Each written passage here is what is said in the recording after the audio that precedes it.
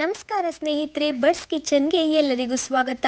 ಇವತ್ತಿನ ವಿಡಿಯೋದಲ್ಲಿ ನಾವು ಕೆಸುವಿನೆಲೆಯ ಪತ್ರೊಡೆಯನ್ನು ಯಾವ ರೀತಿ ಮಾಡೋದು ಮತ್ತು ಅದನ್ನ ಯಾವ ರೀತಿ ಒಗ್ಗರಣೆನ ಹಾಕ್ಬೋದು ಅಂತ ನೋಡುವ.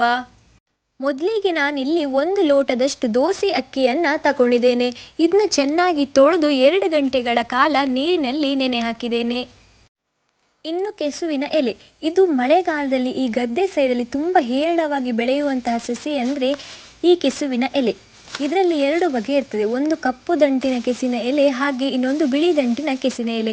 ಈ ಕಪ್ಪು ದಂಟಿನ ಕೆಸಿನ ಎಲೆ ಅಂದರೆ ಸ್ವಲ್ಪ ಬಾಯಿ ತುರಿಸ್ತದೆ, ಹಾಗಾಗಿ ನಾನಿಲ್ಲಿ ಬಿಳಿ ದಂಟಿನ ಕೆಸಿನ ಎಲೆಯನ್ನು ತಗೊಂಡಿದ್ದೇನೆ. ಮೊದಲಿಗೆ ನಾವಿಲ್ಲಿ ಮಸಾಲೆಯನ್ನು ರೆಡಿ ಮಾಡಿಕೊಳ್ಬೇಕು. ಅದಕ್ಕೆ ಈಗ ನಾನು 2 ಚಮಚ ಎಣ್ಣೆಯನ್ನು ಹಾಕ್ತಾ ಇದ್ದೇನೆ. ನಂತರ ಅದಕ್ಕೆ 1 ಚಮಚದಷ್ಟು ಉದ್ದಿನಬೇಳೆ, 1/4 ಚಮಚದಷ್ಟು ಮೆಂತೆಯನ್ನು ಹಾಕ್ತಾ ಇದ್ದೇನೆ. ಉದ್ದಿನಬೇಳೆ ಕೆಂಪಗೆ ಆಗೋ ತನಕ ಇದನ್ನು ನಾವು ಹುರಿದುಕೊಳ್ಬೇಕು. ಉದ್ದಿನಬೇಳೆ ಕೆಂಪಗಾಗ್ತಾ ಬರುವಾಗ ಇದಕ್ಕೆ 2 ಚಮಚದಷ್ಟು ಜೀರಿಗೆಯನ್ನು ನಾವಿಲ್ಲಿ ಸೇರಿಸುವ. ಹಾಗೆ 2 ಚಮಚದಷ್ಟು ಕೊತ್ತಂಬರಿ, ಒಣಮೆಣಸಿನಕಾಯಿ, ನಿಮಗೆ ಖಾರಕ್ಕೆ ಎಷ್ಟು ಬೇಕು ಅಷ್ಟನ್ನು ಹಾಕಿ. ನಾನಿಲ್ಲಿ 6 ಒಣಮೆಣಸಿನಕಾಯಿಯನ್ನು ಹಾಕಿದ್ದೇನೆ. ಹಾಗೆ ಕರಿಬೇವಿನ ಸೊಪ್ಪು ಮತ್ತು ಇಂಗು ಹುಡಿಯನ್ನು ಇದಕ್ಕೆ ಸೇರಿಸಿ ಹುರಿಯಿರಿ. ಪತ್ರೊಡೆಯನ್ನು ನಾವು 2 ಬಗೆಯಲ್ಲಿ ಮಾಡಲಿಕ್ಕಾಗ್ತದೆ. ಒಂದು ನಾವು ಹಸಿ ಮಸಾಲೆಯಲ್ಲೇ ಮಾಡ್ಬೋದು, ಇನ್ನೊಂದು ಈ ರೀತಿ ನಾವು ಮಸಾಲೆಯನ್ನು ಹುರಿದು ಮಾಡ್ಬೋದು. ಮಸಾಲೆಯನ್ನು ಹುರಿದು ಮಾಡೋದ್ರಿಂದ ಅದು ಸ್ವಲ್ಪ ಪರಿಮಳ ಬರ್ತದೆ, ಹಾಗಾಗಿ ನಾನಿಲ್ಲಿ ಮಸಾಲೆಯನ್ನು ಹುರಿದು ಮಾಡ್ತಾ ಇದ್ದೇನೆ. ನಾನಿಲ್ಲಿ ಅರ್ಧ ಕಡಿ ತೆಂಗಿನಕಾಯಿಯನ್ನು ತುರಿದಿಟ್ಕೊಂಡಿದ್ದೇನೆ. ನಾನಿಲ್ಲಿ ಅರ್ಧ ಕಡಿ ತೆಂಗಿನಕಾಯಿಯನ್ನು ಮಾತ್ರ ತಗೊಂಡಿದ್ದೀನಿ, ಯಾಕಂದರೆ ನಾನು ಮಾಡುವಂಥ ಕ್ವಾಂಟಿಟಿ ಕಡಿಮೆ. ಸಣ್ಣ ಕಡಿ ಆದರೆ 1 ಇಡೀ ಕಾಯಿಯನ್ನು ನೀವಿಲ್ಲಿ ಹಾಕ್ಬೋದು. ಈಗ ನಾನು ಮಿಕ್ಸಿ ಜಾರಿಗೆ ತುರಿದಂತಹ ಕಾಯಿಯನ್ನು ಹಾಕ್ತಾ ಇದ್ದೇನೆ. ಹಾಗೆ ನಾವು ರೆಡಿ ಮಾಡಿ ಇಟ್ಕೊಂಡಿರುವಂತಹ ಮಸಾಲೆಯನ್ನು ಸಹ ಇದಕ್ಕೆ ನಾವು ಸೇರಿಸ್ಕೊಳ್ಳುವ. ನಂತರ ನಾನಿಲ್ಲಿ 1 ನಿಂಬೆಹಣ್ಣಿನ ಗಾತ್ರದಷ್ಟು ಹುಣಸೆಹಣ್ಣನ್ನು ಕಿವುಚಿ ನೀರಿನಲ್ಲಿ ನೆನೆ ಹಾಕಿ ಇಟ್ಟಿದ್ದೇನೆ. ಅದನ್ನು ಕೂಡ ನಾನು ಅದಕ್ಕೆ ಸೇರಿಸ್ಕೊಳ್ತಾ ಇದ್ದೇನೆ. ಹಾಗೆಯೇ 1 ಚಮಚ ಅರಿಶಿನ, ರುಚಿಗೆ ಬೇಕಾಗುವಷ್ಟು ಉಪ್ಪು, ಹಾಗೆಯೇ ಬೆಲ್ಲನ ನಾನಿಲ್ಲಿ ಸೇರಿಸ್ಕೊಳ್ತಾ ಇದ್ದೇನೆ. ಬೆಲ್ಲ ಬೇಕೇ ಅಂತ ಇಲ್ಲ, ಆಪ್ಷನಲ್. ನಾವು ಬೇಕಾದರೆ ಒಗ್ಗರಣೆ ಮಾಡುವಾಗ ಸಹ ಬೆಲ್ಲವನ್ನು ಸೇರಿಸ್ಕೊಳ್ಬೋದು. ನಂತರ ಇದಕ್ಕೆ ಬೇಕಾಗುವಷ್ಟು ನೀರನ್ನು ಆ್ಯಡ್ ಮಾಡಿ ನಾವಿದನ್ನು ರುಬ್ಕೊಳ್ಳುವ. ನೋಡಿ, ಈ ರೀತಿ ರುಬ್ಕೊಳ್ಬೇಕು. ನಾನಿಲ್ಲಿ ಅಕ್ಕಿ ಮತ್ತು ಮಸಾಲೆಯನ್ನು ಬೇರೆ ಬೇರೆ ರುಬ್ಕೊಳ್ತಾ ಇದ್ದೇನೆ. ನೀವು ಗ್ರೈಂಡ್ರಲ್ಲಿ ರುಬ್ಬೋದಾದರೆ 2 ಒಟ್ಟಿಗೆ ರುಬ್ಬೋದು. ಮಸಾಲೆಗೆ ತುಂಬ ನೀರು ಹಾಕಿ ರುಬ್ಕೊಳ್ಳಿಕ್ಕೆ ಹೋಗಬೇಡಿ, ಅದು ನೀರು ಆಗಬಾರ್ದು, ಆಚೆ ತುಂಬ ಗಟ್ಟಿನೂ ಆಗಬಾರ್ದು. ಅದು ನಾವು ಹಚ್ಚುವ ಹದಕ್ಕೆ ಇರಬೇಕು. ಹಾಗಾಗಿ ನೀವು ತುಂಬ ಗಟ್ಟಿಯಾಗಿನೂ ತುಂಬ ನೀರಾಗಿನೂ ರುಬ್ಕೊಳ್ಳಿಕ್ಕೆ ಹೋಗಬೇಡಿ. ಕೆಸುವಿನ ಎಲೆಯನ್ನು ನಾವು ತುಂಬ ಚೆನ್ನಾಗಿ ತೊಳ್ಕೊಳ್ಬೇಕು, ಯಾಕಂದರೆ ಅದರ ಹಿಂದುಗಡೆಯಲ್ಲಿ ಬಲೆ ಎಲ್ಲ ಕಟ್ಟಿರೋ ಚಾನ್ಸ್ ಇರ್ತದೆ. ಹಾಗಾಗಿ ನಾವು ಅದನ್ನ ನೀಟಾಗಿ ತೊಳ್ಕೊಳ್ಬೇಕು. ಹಾಗೆ ಅದರಲ್ಲಿ ನಾರಿನ ಅಂಶ ಅಂದರೆ ನಾರಿನ ತುಂಡೆಲ್ಲ ಇದ್ದರೆ ಅದನ್ನೆಲ್ಲ ನಾವು ನೀಟಾಗಿ ಕಟ್ ಮಾಡ್ಕೊಳ್ಬೇಕು. ಮೊದಲಿಗೆ ಸ್ವಲ್ಪ ದೊಡ್ಡ ಎಲೆಯನ್ನು ನಾವು ತಗೊಳ್ಳುವ. ಆ ದೊಡ್ಡ ಎಲೆಯನ್ನು ಈ ರೀತಿ ಇಟ್ಟು ಇದರ ಮೇಲೆ ನಾವೀಗ ಕಡ್ದಿರುವಂಥ ಮಸಾಲೆಯನ್ನು ನಾನು ಈ ರೀತಿಯಾಗಿ ಹಚ್ತಾ ಇದ್ದೇನೆ. ಎಲೆ ಎಲ್ಲ ಕಾಣ್ತಿದ್ದ ಹಾಗೆ ಈ ರೀತಿ ನಾವು ಫುಲ್ಲಾಗಿ ಹಚ್ಚುವಂಥದ್ದು. ಇದಕ್ಕೆ ಹಚ್ಚಿ ಆದ ನಂತರ ಇದಕ್ಕಿಂತ ಸ್ವಲ್ಪ ಸಣ್ಣ ಎಲೆಯನ್ನು ಇದರ ಮೇಲೆ ಇಟ್ಟು ಸೇಮ್ ಅದೇ ಥರನೇ ಪುನಃ ಅದೇ ಥರ ಹಚ್ಚುವಂಥದ್ದು.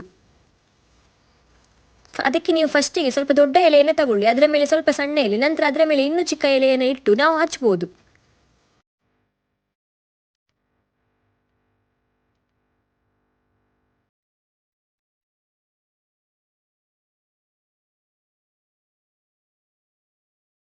ಈಗ ಎಲೆಗೆಲ್ಲ ಹಚ್ಚಿ ಆದ ನಂತರ ಈ ರೀತಿ ನಾವು ಫೋಲ್ಡ್ ಮಾಡ್ಕೊಳ್ಬೇಕು.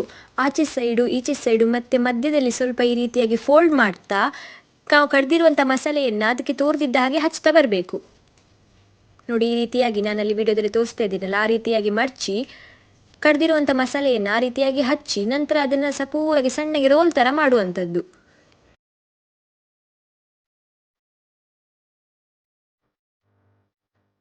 ರೋಲ್ ಮಾಡಿದ ನಂತರವು ಎಲ್ಲೆಲ್ಲ ಎಲೆ ಕಾಣ್ತದೆ ಅಲ್ಲೆಲ್ಲ ಕಡ್ದಿರುವಂಥ ಮಸಾಲೆಯನ್ನು ಹಾಗೆ ಹಚ್ಚಿ.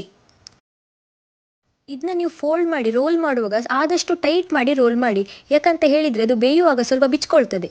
ಹಾಗಾಗಿ ನಾವು ಆದಷ್ಟು ಟೈಟಾಗಿಯೇ ರೋಲ್ ಮಾಡಬೇಕು. ರೋಲ್ ಮಾಡಿದ ನಂತರ ನಾವು ಈ ರೀತಿಯಾಗಿ ಒಂದೊಂದನ್ನು ಇಡ್ತಾ ಬರುವ. ನಾನಿಲ್ಲಿ ಮೊದಲೇ ನೀರನ್ನ ಇಟ್ಟಿದ್ದೆ, ನೀರು ಈಗಾಗಲೇ ಬಿಸಿ ಆಗಿದೆ. ನಂತರ ನಾನಿಲ್ಲಿ ರೋಲ್ನ ಇಡ್ತಾ ಇದ್ದೇನೆ. ಈ ರೀತಿ ಎಲ್ಲ ರೋಲನ್ನು ಅದರಲ್ಲಿ ಇಟ್ಟಾದ ನಂತರ ಒಂದು ಅರ್ಧ ಗಂಟೆಗಳ ಕಾಲ ಮೀಡಿಯಂ ಫ್ಲೇಮಲ್ಲಿ ನಾವು ಇದನ್ನು ಬೇಯಿಸ್ಕೊಳ್ಬೇಕು.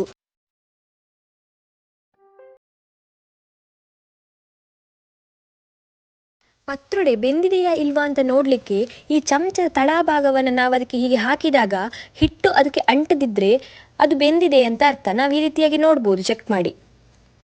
ಇದು ತುಂಬ ಚೆನ್ನಾಗಿನೇ ಬೆಂದಿದೆ. ಈಗ ಇದು ಸ್ವಲ್ಪ ತಣ್ಣಗಾದ ನಂತರ ಇದನ್ನು ನಾವೀಗ ಒಗ್ಗರಣೆ ಹಾಕಬೇಕು.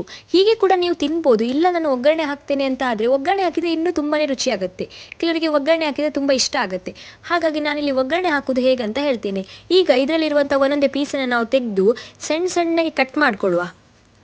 ನಾನಿಲ್ಲಿ ಬಿಸಿ ಇರುವಾಗಲೇ ಕಟ್ ಮಾಡಿ ತೋರಿಸ್ತಾ ಇದ್ದೇನೆ, ಹಾಗಾಗಿ ಅದು ಕೈಗೆ ಅಂಟ್ಕೊಳ್ಳುತ್ತೆ. ನೀವು ಒಂದೇ ಕೈಗೆ ಸ್ವಲ್ಪ ಎಣ್ಣೆ ಹಾಕ್ಕೊಂಡು ಕಟ್ ಮಾಡ್ಕೊಳ್ಬೋದು. ಸಣ್ಣ ಸಣ್ಣ ತುಂಡುಗಳಾಗಿ ಎಲ್ಲ ಪತ್ರೊಡೆಯನ್ನು ಅದೇ ರೀತಿ ಕಟ್ ಮಾಡ್ಕೊಳ್ಳಿ.